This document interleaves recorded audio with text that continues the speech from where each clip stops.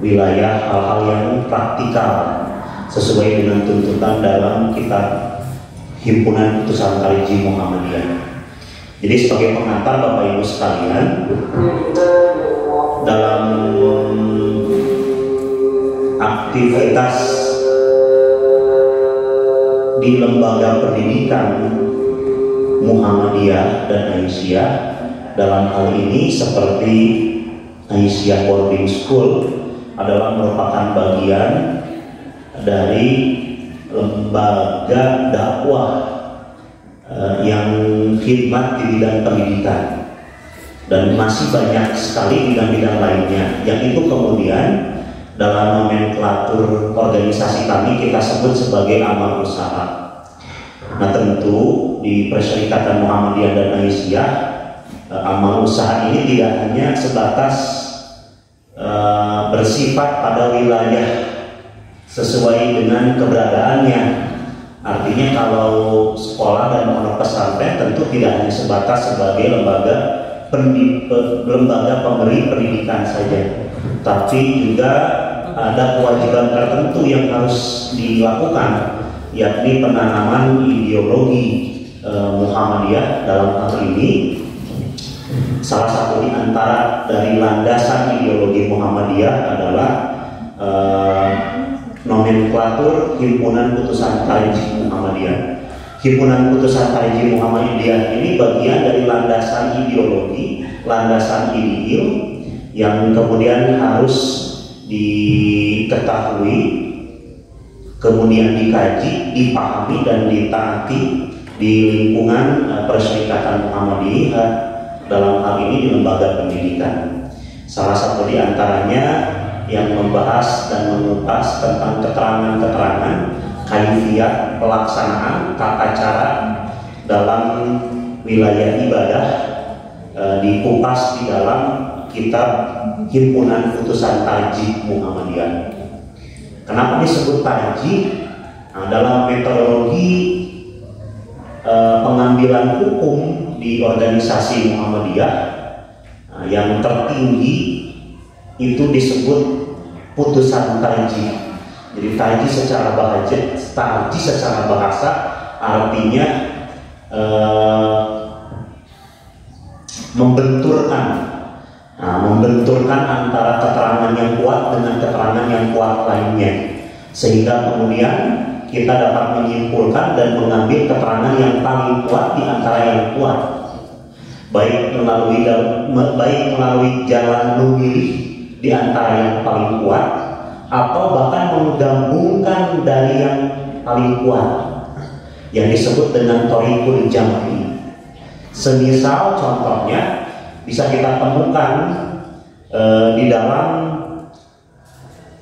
dalil yang menunjukkan aktivitas, salah satu di antaranya saat sholat.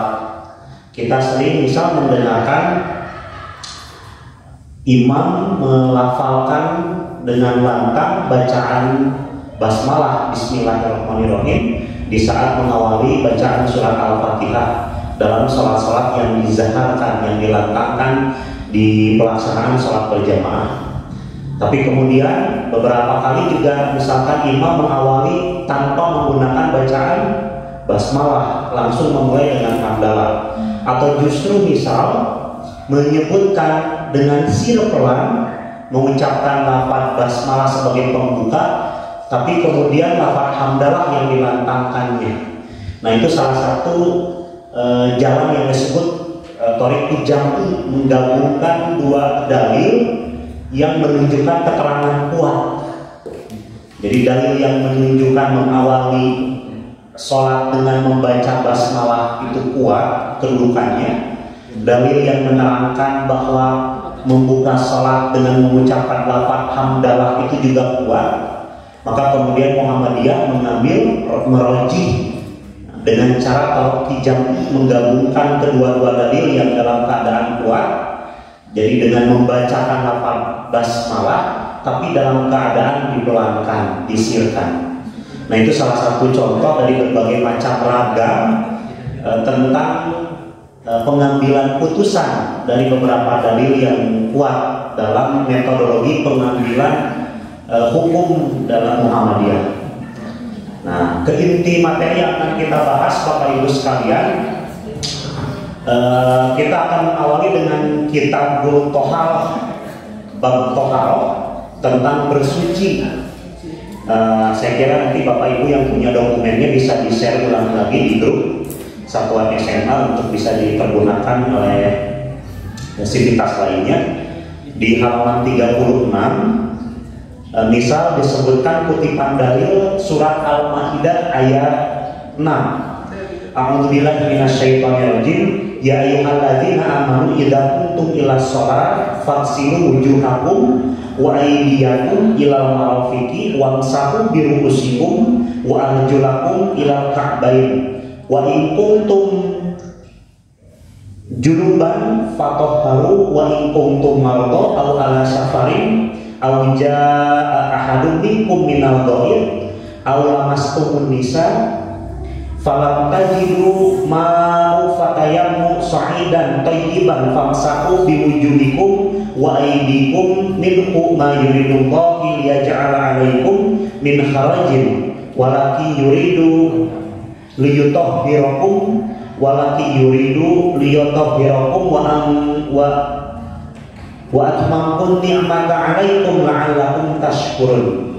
Hai orang-orang yang beriman, apabila kamu hendak melaksanakan sholat, basuhlah. Nah, idza qumtum ila sholat faghsilu wujuhakum, basuhlah atau cucilah mukamu, wujuhakum wa aydiyakum ilal marafiqi, kemudian tanganmu sampai ke siku,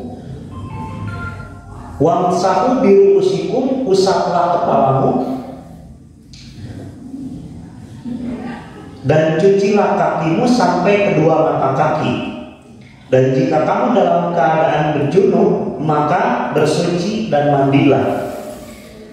Dan jika kamu sakit au marid atau berpergian, atau salah seorang di antara kamu membuang hajat atau menyentuh wanita dan tidak kamu dapati air, maka fatayamamu, maka melakukanlah tayamum dengan debu yang bersih, kemudian usaplah mukamu, kedua tanganmu dengan debu itu. Allah tidak menginginkan kesempitan kepadamu, tetapi hendak mensucikan kamu dan menyempurnakan nikmat kepada kamu, kemudian untuk kamu bersyukur. Bapak dan Ibu sekalian, di salah satu ayat ini, di ayat ini menjadi ayat utama pegangan perintahnya kita untuk melakukan toharoh bersuci. Bersuci dalam hal ini adalah bagian dari aktivitas yang mesti dilakukan sebelum kita melakukan sholat. Dalam hal ini, dalam kutipan ayat ini disebutkan pertama, basuhlah mukamu, kemudian basuhlah tanganmu sampai ke sikut, kemudian usaplah kepalamu dan cucilah kakimu. Maka yang keempat ini menjadi rukun yang tidak boleh terlewat dari aktivitas kita melaksanakan wudu. Kemudian di keterangan hadis lanjutan dari teks yang disampaikan dalam putusan Tarjih Muhammadiyah, idza tawaddoka faqul bismillahirrahmanirrahim mukhlishan niyataka lillah waghsil kaffaika thalathan wastanna bil araqi aw nahwihi summa tamadmada wastansaqa min kalbi wahidin wastansir taf'alu dzalika thalathan. Kemudian apabila kamu hendak berwudu, maka bacalah bismillahirrahmanirrahim dengan mengikhlaskan niat karena Tuhan Allah, dan basuhlah telapak tangan 3 kali, kemudian gosoklah gigimu dengan kayu arok atau sesamanya. Nanti ada keterangan dan penjelasannya. Kemudian berkumur-kumur dan isaplah air dari telapak tangan sebelah dan berkumurlah. Kemudian kamu kerjakan yang demikian itu sebanyak 3 kali, dan sempurnakanlah berkumur dengan mengisap air apabila kamu sedang tidak dalam keadaan berpuasa. Kemudian basuhlah mukamu 3 kali, kemudian usap 2 sudut matamu dan lebihkanlah dalam membasuhnya. Kemudian gosok yang demikian itu, helai-helai janggutmu, basuhlah kedua tanganmu, kedua sikutmu, kemudian sela-sela jarimu, dan lebihkan dalam membasuh kedua tangan kanan maupun kiri. Usaplah ubunmu atas surbanmu dan menjalankan kedua telapak tangan dari ujung muka sampai dengan tengkuk dan dikembalikan. Kemudian basuh kedua kakimu beserta mata kaki dan gosok 3 kali. Tidak lupa dengan sela-sela jari dan lebihkan dalam membasuhnya. Kemudian ucapkan asyhadu alla ilaha illallah wahdahu la syarikalah wa asyhadu anna muhammadan abduhu wa rasuluh.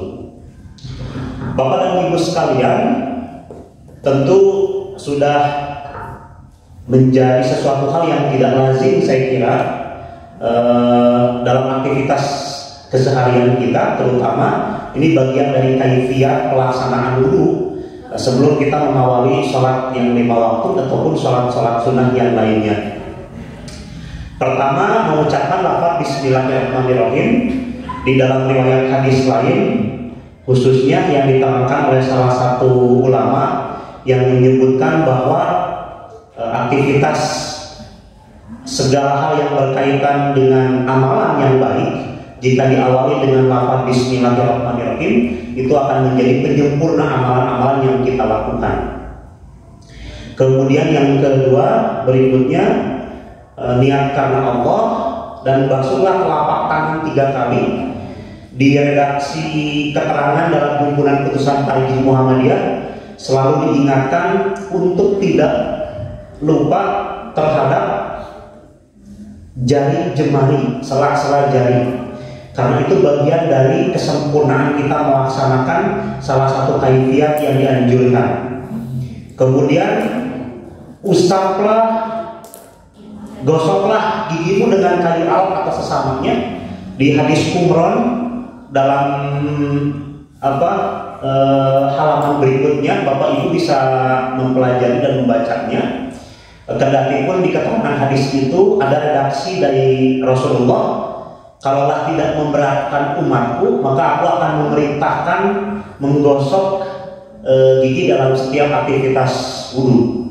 Jadi kalau misalkan kita dalam keadaan memiliki waktu yang senggang, sebetulnya kemudian kita melakukan gosok gigi di aktivitas wudu kita, itu tidak bertentangan. Bahkan justru ada keterangan yang disampaikan. Tapi sekali lagi tidak kemudian menjadi perintah yang mengharuskan, mengikat.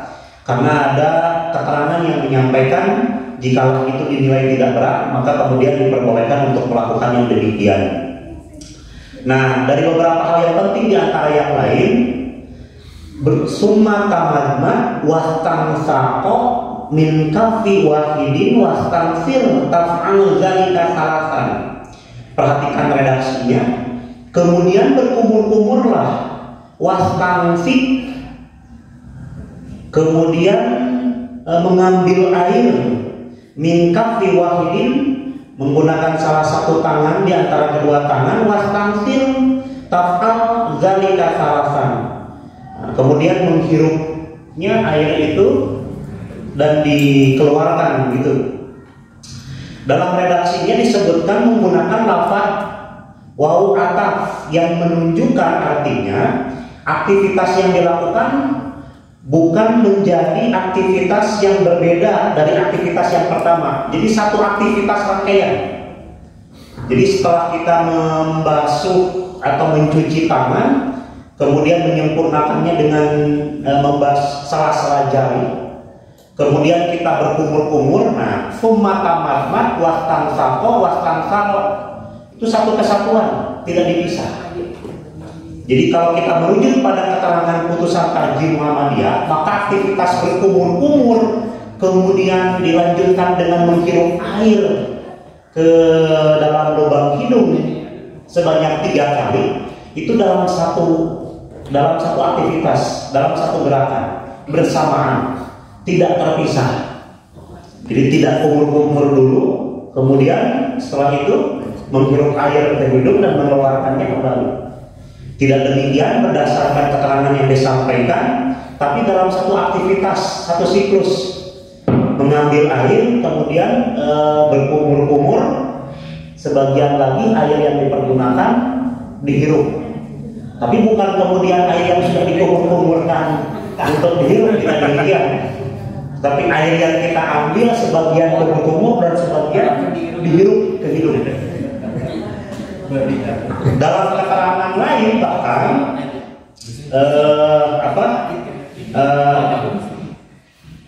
footnote-nya bahkan ada tambahan berdasarkan keterangan ahli kesehatan, justru air yang semakin tinggi dihirupnya itu semakin bagus. Jadi kalau menghirup airnya semakin dalam, bahkan sampai menimbulkan rasa nyerang, sampai menimbulkan nyerang, justru itu menunjukkan semakin bagus katanya, agar kemudian kotoran-kotoran yang di dalam hidung bisa terurai gitu ya, dan terbuang di dalam satu aktivitas yang dilakukan saat berkumur-kumur dan menghirup air.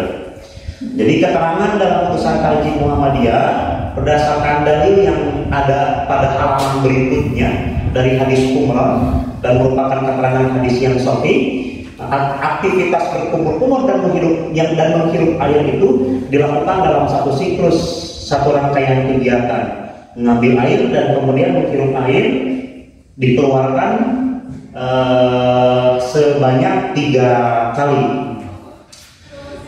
Kemudian aktivitas yang berikutnya membasuh muka 3 kali, bahkan di keterangannya disebutkan dilebihkan. Jadi dilebihkan, kalau sampai harus kuyup ke wilayah rambut juga tidak jadi apa-apa. Kemudian keterangan yang menunjukkan lainnya, mencuci tangan, jangan lupa sela-selanya. Oh ya, jenggot, bagi yang punya jenggot diusap terpisah ataupun dalam satu rangkaian aktivitas mengusap wajah, tidak apa-apa. Kemudian membasuh tangan dari pergelangan sampai dengan sikut. Nah, ini harus jadi perhatian juga. Di redaksi tersebut disebutkan sela-sela jarinya tidak boleh lupa. Aktivitas yang dilakukan boleh. Jadi pada praktiknya baik diberjalankan dari sikut menuju pergelangan atau kita ambil air dari pergelangan menuju sikut, itu dipersilahkan, mana yang paling mudah. Yang pasti keterangan tambahannya dilebihkan, jadi tidak daripada ngambil yang minimal boleh dilebihkan. Kecuali misalkan ada batasan-batasan tertentu, terutama untuk perempuan, jika dalam keadaan di tempat yang terbuka, disesuaikan. Nah, perhatian yang berikutnya adalah keterangan yang menunjukkan aktivitas mengusap kepala. Nah, sekali lagi ya, mengusap kepala, birusikum, wamsahu birusikum. Tidak mengusap rambut ya tadi ya. Kenapa demikian? Ya, mungkin sebagian kita ya kurang beruntung misalkan ya, apakah karena qadarullah misalkan ada penyakit tertentu atau karena ada kapal tertentu, sehingga kemudian tepat sekali saya kira hadis ini yang menyebutkan, keterangan ini yang menyebutkan yang tepat dalam mengusap kepala. Mohon diperhatikan Bapak Ibu. Aktivitas yang dilakukannya adalah dari depan, kemudian ditarik sampai ke tengkuk dan dikembalikan pada permulaan dari ujung muka, kepala, kemudian ditarik sampai ke tengkuk. Tengkuk itu tengkorak bagian belakang ya. Sampai bagian belakang dikembalikan.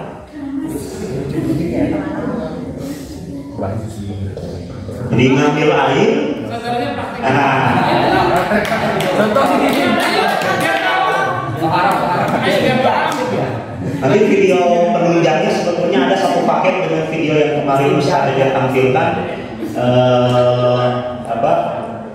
praktik sholat, praktik wudunya ada. Jadi ditarik dalam satu gerakan, tidak dalam 3 gerakan. Jadi dalam satu gerakan ngambil air, diusap dari yang paling depan sampai ke tengkuk belakang, dikembalikan, kemudian langsung mengusap telinga. Itu dilakukan dalam satu aktivitas. Bahkan detail keterangannya menyebutkan luarnya menggunakan ibu jari, kemudian dalamnya menggunakan telunjuk, curug. Jadi yang telunjuk mengusap bagian dalam, yang ibu jari mengusap bagian luar. Dan itu dilakukan dalam satu aktivitas bersamaan. Jadi mengambil air, mengusap dari depan, kemudian sampai ke belakang, ke tengkuk, dikembalikan 1 kali. Cukup. Keterangan menyebutkan 1 kali, kendati pun sebetulnya para ulama berbeda dalam hal ini. Ada keterangan-keterangan yang lainnya yang menyebutkan sampai 3 kali. Tapi berdasarkan keterangan yang diambil dalam redaksi di putusan Tarjih Muhammadiyah, cukup dengan 1 kali aktivitas dari mengambil air belakang kemudian dikembalikan, selesai. Bagaimana bagian yang terbatas? Tentu kalau yang terbatas disesuaikan, asalkan usapan air itu tetap sampai mewakili kepala. Kemudian basuhlah kedua kakimu beserta kedua mata kaki, gosok 3 kali. Keterangan tambahannya dengan sela-sela jari kakimu dibasuh keduanya, mulailah dari yang kanan, kemudian diakhiri dengan yang kiri dan mengucapkan doa. Doa wudu itu asyhadu an la ilaha illallah wahdahu la syarikalah wa asyhadu anna muhammadan abduhu wa rasuluh. Kalau ada tambahan lainnya, saya kira itu keterangan tambahan. Allahumma ij'alni minat tawabina waj'alni minal mutatahhirina waj'alni min ibadikas sholihin. Nah, saya kira beberapa poin yang harus diperhatikan diulang, dan tentu ini sudah jadi aktivitas biasa kita dalam sehari-hari, bahwa pertama, wudu menjadi syariat yang harus dijalankan sebelum kita melakukan aktivitas sholat. Kemudian dalam aktivitas keterangan yang dimaksud dalam putusan Tarjih Muhammadiyah ada beberapa hal yang perlu kita perhatikan. Pertama, tambahan dalam melakukan aktivitas mengusap dan membasuh tangan, untuk memperhatikan sela-sela jari dan melebihkan batasan dari anggota tubuh yang dibasuh. Kemudian aktivitas berkumur-kumur dan mengisap atau menghirup air dilakukan secara bersamaan, dilakukan secara 3 kali.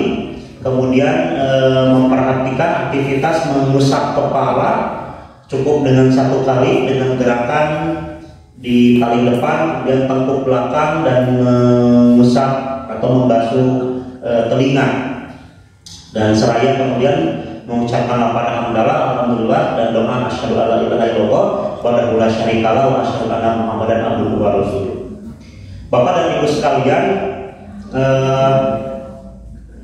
bahasan berikutnya mengenai tentang mengusap 2 khuf, masahul khufaini, mengusap 2 sepatu. Kenapa keterangan ini penting disampaikan? Nah, ini jika dalam keadaan darurat. Jadi Bapak Ibu diperbolehkan tidak sama sekali membuka sepatu dalam wudu, boleh. Ya. Di keterangan hadisnya saya kira lengkap, Bapak Ibu bisa baca. Di beberapa keterangan-keterangan yang lain juga tidak ada perdebatan sama sekali di beberapa kalangan ulama tentang memperbolehkannya mengusap sepatu. Jadi kayaknya kami misalkan orang menuju daruratnya sesuai dengan keterangan syariat yang disampaikan, dalam hal ini tidak berpergi tidak menetap ya di salah satu tempat yang mengharuskan tidak melepas sepatu. Ukurannya bahkan keterangannya disebutkan 3 hari 3 malam begitu, atau misalkan sedang dalam perjalanan kemudian tidak memungkinkan kita untuk membuka keduanya. Biasanya aktivitas-aktivitas ini ditemukan di tempat-tempat bencana.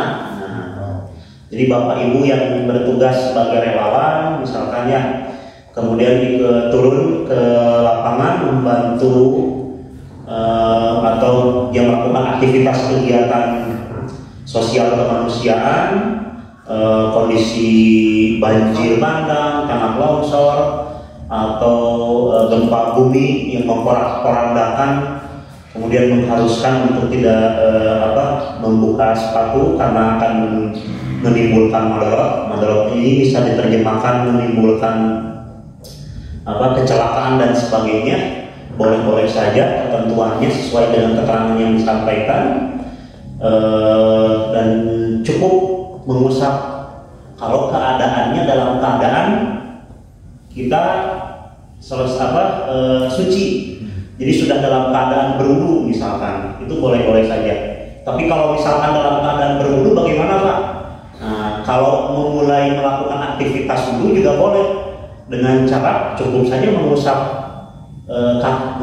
bagian atas ya, mengusap bagian atas, makanya disebutnya masahul khuf.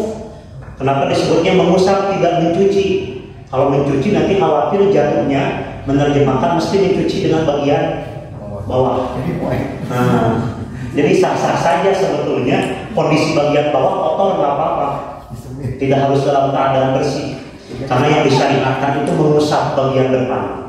Boleh mengusap dengan tangan atau misalkan cukup memunculkan air, dilihat berdasarkan kemaslahatan ya. Baiknya sih cukup kita yang mengambil air kemudian diusapkan ke bagian sepatu. Sendal bagaimana Pak? Kalau sendal tinggal dilepas. Ya, keterangannya juga tentang sepatu. Pembahasan hadas kira sudah familiar. Nanti kita lanjut ke tayamum dan janabah, mandi junub dan menghilangkan najis ya, izalatul najasah dengan berbagai klasifikasi najis. Sementara demikian Bapak Ibu yang dapat disampaikan, saya kira kita hanya sebatas mengulang saja, karena aktivitas-aktivitas ini sudah bagian dari aktivitas yang dilakukan. Hal-hal keterangan ini juga sudah bisa kita dapatkan dalam berbagai kegiatan yang diikut sertai oleh Bapak Ibu, baik di pengajian maupun di kegiatan majelis taklim lainnya. Kita hanya mengulang saja, mengingatkan kembali poin-poin kecil yang khawatir terlewat, tapi insya Allah padahal sebetulnya itu yang demikian cukup berdampak signifikan terhadap kesempurnaan amalan ibadah kita. Demikian yang dapat disampaikan, mudah-mudahan bermanfaat. Sekali lagi sebagai pengingat bagi diri pribadi dan mudah-mudahan bermanfaat bagi Bapak Ibu sekalian. Nasrul minallah wa fathun qarib wa basyiril mu'minin. Assalamualaikum warahmatullahi wabarakatuh. Waalaikumsalam.